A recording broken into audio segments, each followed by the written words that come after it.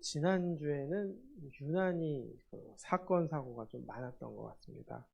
어떤 사람은 서현역에서 흉기 난동 사건을 저질렀고, 또 어떤 사람은 롤스로이스 차량을 운전하다가 그냥 인도로 돌진해갖고 20대 여성을 그냥 차에 치워버렸습니다.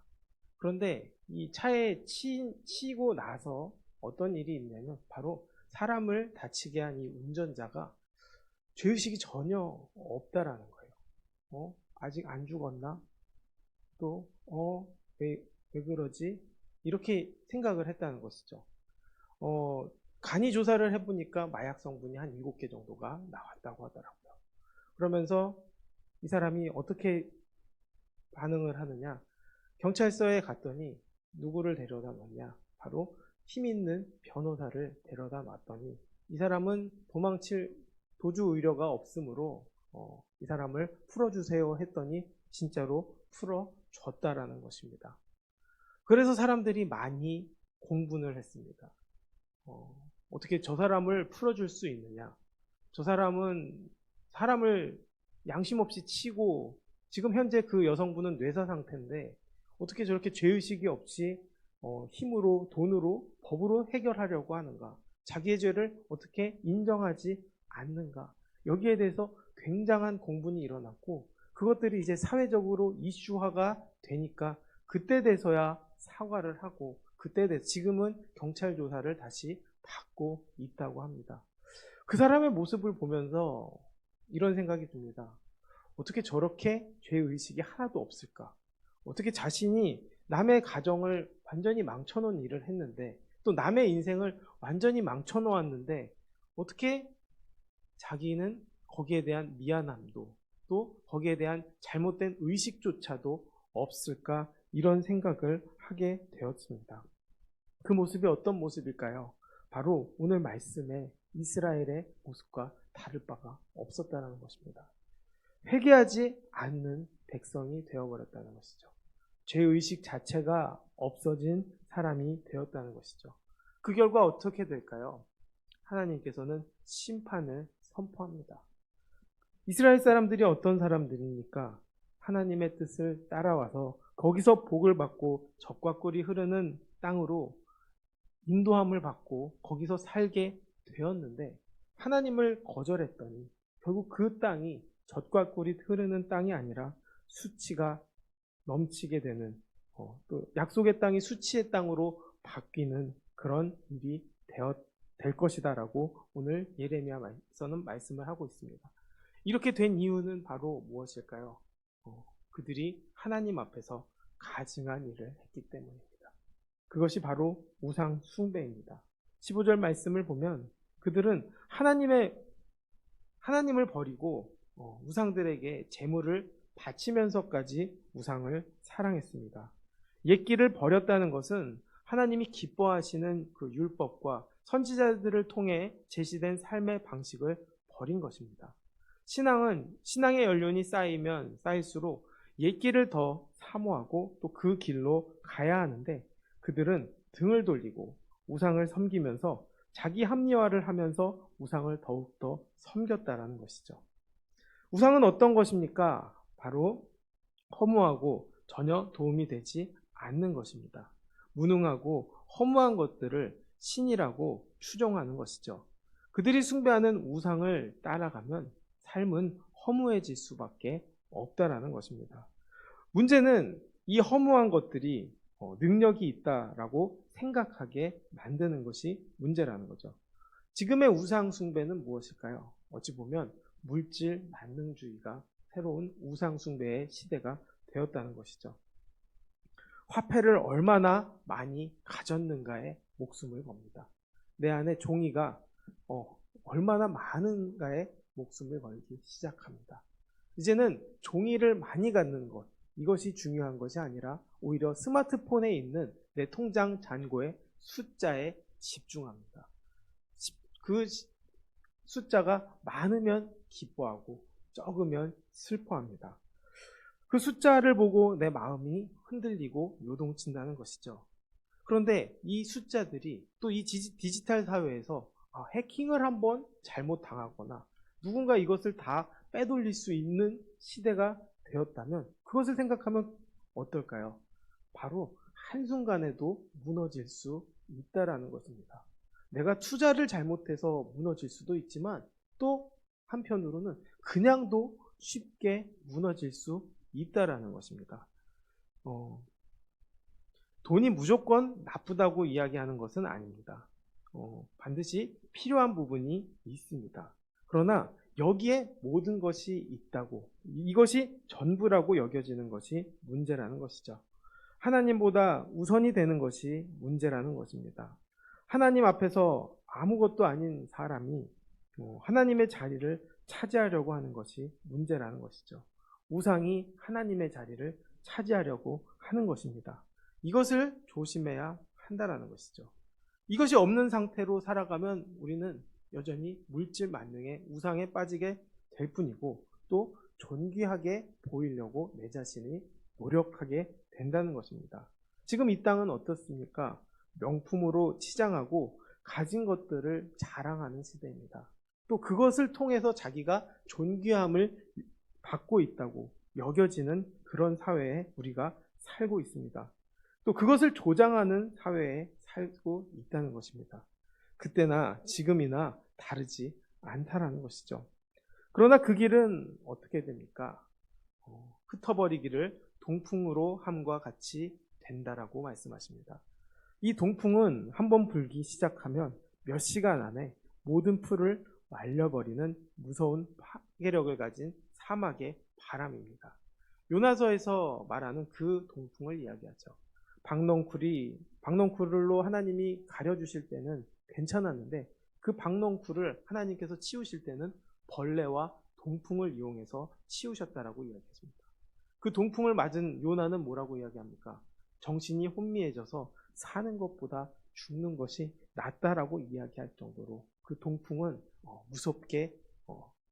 무섭고도 한 번에 날릴 수 있다라고 이야기하는 거죠.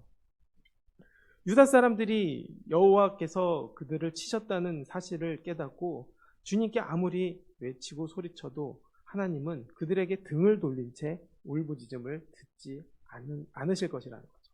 살려주세요, 살려주세요 해도 이제는 회개하지 않는 그들은 그저 살려달라는 이유 하나만 가지고 회개하지는 않기 때문에 하나님께서는 그들이 돌이키기를 원하는 마음으로 울부짖음을 듣지 않으신다는 것이죠. 하나님의 얼굴이 인간을 향한다는 것은 자비와 은혜가 임한다는 뜻이지만 반면에 등을 돌리셨다는 것은 그들을 버리셨다는 뜻이기 때문입니다. 문제는 이들이 이 이야기들을 듣고도 돌이키지 않는 것이 문제죠. 돌이키기는커녕 듣고 싶지 않아 하고 또 그 말하는 사람의 입을 막으려고 한다는 것입니다. 18절 말씀을 보면 그들이 말하기를 오라 우리가 꾀를 내어 예레미야를 치자 제사장에게서 율법이 지혜로운 자에게서 책략이 선지자에게서 말씀이 끊어지지 아니할 것이니 오라 우리가 혀로 그를 치고 그의 어떤 말에도 주의하지 말자 하나이다 라고 이야기합니다. 자꾸 정신 차려라 그렇지 않으면 망한다 이렇게 이야기를 하니까 이제는 그를 죽여야겠다 라는 생각을 갖게 된다라는 것입니다. 그들은 이미 여호와의 권고에도 자기 계획대로 살겠다고 다짐했던 사람들입니다. 이제는 주님이 보내신 선지자마저 해하려는 자세를 취하게 된다는 것이죠. 이 본문에서는 이렇게 말하고 있습니다. 사회 지도층인 제사장, 또 지혜자, 선지자 등 이 세 부류를 언급하면서 이들이 암살하려 한다는 것입니다. 그 이유는 무엇일까요? 바로 자신들의 이권 때문입니다. 이권을 위해서라면 예레미야를 악한 선지자로 몰아서 죽이려 한다는 것이죠. 예레미야의 메시지 때문에 권력자들이 긴장하고 불쾌해한다는 것입니다. 하나님의 말씀이 마음에 찔렸다고 해서 모든 사람들이 다 회개하는 것이 아니라는 거죠. 하나님께서 은혜를 주셔야만 찔림받고 회개할 수 있다는 것입니다. 그 은혜가 없으면 결국 악한 방법으로 찔림에 반응하게 된다는 것이죠. 지난주에는 그 서현역 사건과 그 아까 이야기했던 롤스로이스 사건 외에도 이야기되지 않았던 많은 이야기가 있었습니다. 그 중에 하나가 한 자녀가 집에 늦게 들어왔습니다. 그러니 부모님께서 뭐라고 이야기하셨습니까? 왜 늦게 들어왔느냐? 다시는 늦게 들어오지 말아라. 제발 정신 차려라. 이렇게 이야기를 했죠. 그 이야기를 들은 자녀는 어떻게 행동했을까요? 어머니를 살해했다는 것입니다. 내가 듣기 싫은 이야기를 하니까 부모마저도 살해를 하더라는 것이죠. 또 어떤 사람은 층간소음 때문에 아랫집 사람이 윗집 사람을 죽이는 일도 했다는 것이 있었습니다. 자기의 편의를 위해서라면 또 자기가 편해지려고 한다면 사람을 죽이는 것조차도 아무렇지 않게 여겨지고 있다라는 것이죠. 결국 지도자들도 이와 같이 예레미야 없이도 하나님의 뜻을 우리는 분별할 수 있다. 이렇게 의지를 펼치면서 이 음모에 가담합니다. 오늘날 이단들이 성경을 이용해서 자신들의 교리와 또 정책을 정당화하는데 이것도 별반 다를 바가 없다라는 것이죠. 율법에 의하면 거짓 선지자로 밝혀진 사람은 사형에 처해집니다. 그래서 하나님이 이스라엘에게 생명의 근원으로 주신 말씀조차도 그들은 주의 종을 죽이는 독극물로 사용하고 있다는 것이죠. 이것은 그저 단순하게 예레미야를 대적하는 것이 아니라 그들을 보내신 하나님을 대적하는 것이라는 거죠. 결국 그들이 예레미야를 대적하는 순간에 하나님이 그들의 원수가 되었다는 것이죠. 그를 죽이려는 음모에 예레미야는 어떻게 반응합니까? 결국 하나님에게 덤비는 그것을 가담하는 자들의 모든 사람들을, 가족들, 아내들, 또 그 주변의 모든 사람들에게 벌을 내려달라고 기도한다는 것이죠. 예레미야는 순수하게 하나님의 말씀을 전했습니다. 또 대부분이 심판에 관한 것으로 이것은 다 하나님의 뜻이었습니다. 선지자는 이 메시지를 전하는 일을 순종했을 뿐인 것입니다. 근데 이 메시지를 전하면 많이 울고 괴로워했다는 것이죠. 그러나 이스라엘 사람들은 그 심판에 이 괴로움을 가진 이스라엘 선지자의 마음을 생각하지 않고 또 그의 고뇌를 생각하지 않고 그저 듣기 싫은 말에 불편함만 보였다라는 것입니다. 그렇기 때문에 예레미야는 그 분노에 찬 음성으로 하나님이 그들에게 모든 혹독한 재앙을 내려주기를 기도한다는 것이죠. 우리는 사실 저주하는 것이 나쁘다, 그런 생각하면 안 된다, 이런 생각이 들 수도 있지만 이것은 하나님의 마음으로 기도했다라는 것입니다. 하나님이 이런 마음을 가졌구나, 하나님께서 이런 상처를 받으셨구나, 예레미야가 몸소 체험했다는 것이죠. 그래서 21절, 22절 말씀을 보면 그들의 자녀를 기근에 내어주시며 그들을 칼의 세력에 넘어지게 하시며 또 아내들은 자녀를 잃고 과부가 되며 장정들은 죽음을 당하며 그 청년은 전장에서 칼을 맞게 하시며 주께서 군대로 갑자기 그들에게 이르게 하사 그들의 집에서 부르짖음이 들리게 하옵소서. 이는 그들이 나를 잡으려고 구덩이를 팠고 내 발을 빠뜨리고 올무에 놓았습니다. 집이 망가지고 초상집이 되기를 바랐다는 것입니다. 사실 이 예레미야가 어떤 사람입니까? 우리가 잘 알기로는 눈물의 선지자라고 알려질 정도로 백성을 사랑했던 사람이라는 것을 감안했을 때 어찌 보면 그의 분노는 애증일 수 있다는 것이죠. 이 배은망덕한 사람들에게 배신감을 느끼는 예레미야는 그들을 향해서 아픔을 쏟아냈다는 것입니다. 이것이 하나님의 마음이었고 또 선한 것을 기대할 수 없게 만드는 그들에 대한 하나님의 탄식이라는 것이죠. 우리는 이 하나님의 탄식된 마음을 우리 마음이 되기를 원합니다. 그래서 이 땅이 하나님의 은혜로 다시 넘치게 해달라고, 다시 돌이키게 해달라고, 다시 믿음의 자리에 서게 해달라고 우리는 기도해야 한다는 것이죠. 우리 자신 역시 돌이켜야 합니다. 우리가 세상을 살아가다 보면 당연히 부딪히는 일도 있고 어려운 일도 있고 상처도 있습니다. 그러나 그 안에서 다시 하나님을 바라볼 수 있게 되기를 원합니다. 제가 어제 설교에서도 이런 이야기를 했습니다. 사람들은 이제 더 이상 하나님을 바라보는 시대가 아니라, 신을 바라보는 시대가 아니라 기술을 바라보는 시대가 되었다는 것이죠. 어떻게 보면 그것들이 모든 것을 다 해결해 줄 것처럼 이야기하지만 그 기술이 사람을 구원에 이르게 하지 않습니다. 또 발전된 세상이 사람을 더 나은 사람으로 만들어주지 않는다는 것입니다.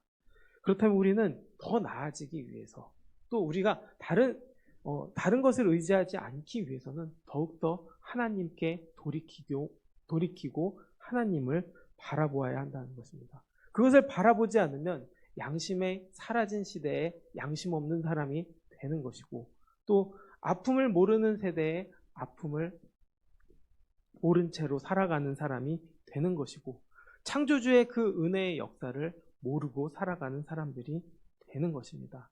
그렇게 되면 어떻게 될까요? 모두 죽음의 길, 또 심판의 길에 갈 수밖에 없다라는 것입니다. 오늘 하루 하나님께 다시 돌이키는 하루가 되기를 축원합니다. 또 그 은혜 안에서 하나님을 바라보고 의지하게 되기를 바랍니다. 선한 것들이 없는 이 사회에서도 우리는 하나님의 선하심을 바라보고 또 믿음으로 기도하고 주님 앞에 달려감으로 인해서 이 세상을 살아가면서 승리하고, 세상의 것을 바라보는 것이 아니라 하나님을 의지하며 또 예레미야가 가졌던 그 눈물로 기도할 수 있는 저와 여러분이 되기를 주님의 이름으로 축원하겠습니다. 기도하겠습니다. 하나님, 이 회개하지 않는 이 땅에서, 하나님을 의지하지 않는 이 땅에서 하나님을 바라보게 하여 주시옵소서. 또 하나님의 뜻을 듣고도, 하나님의 말씀을 듣고도 악으로 반응하는 사람들에게 하나님 돌이키게 하여 주시옵시고, 하나님의 공의가 드러나게 하여 주시옵소서. 이 땅은 이미 하나님께서 이미 다 모든 것을 준비하고 역사하고 하나님 손안에 있다는 것을 우리가 알기를 원합니다. 그렇게 보이지 않는 것처럼 느껴질 때도 있지만 그 안에서 하나님의 역사와 하나님의 공의가 드러남을 우리가 믿사오니 그 공의의 길로 가게 하여 주시고, 하나님께서 느끼셨던 이 배신감과 탄식의 상황 속에서 우리도 그 마음을 가지고 또 돌이키게 해달라고, 이 백성들이 하나님 앞에 다시 돌이키게 해달라고 기도하며 세상을 살아가며 승리하게 도와주시옵소서. 예수님의 이름으로 기도드렸습니다. 아멘.